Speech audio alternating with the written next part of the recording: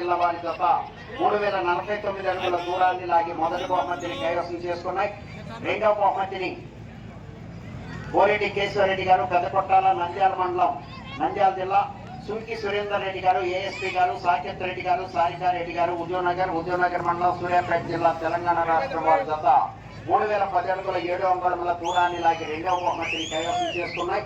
మూడవ బహుమతిని కుదూరు రాంభూపాల్ రెడ్డి గారు గుంపమ్మాందినే సిరివెల్ల మండలం నంద్యాల జిల్లా వారి జత 2935 అడుగుల 6 అంగుళముల దూరాన్ని లాగి మూడవ బహుమతిని కైవసం చేసుకున్నాయి.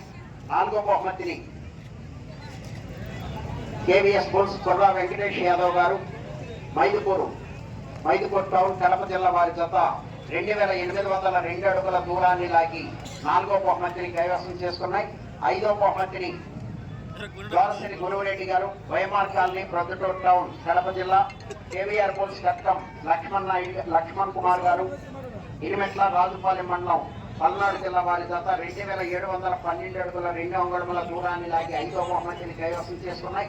ఆరో బహుమతిని మేకా కృష్ణమోహన్ గారు విజయవాడ కృష్ణా జిల్లా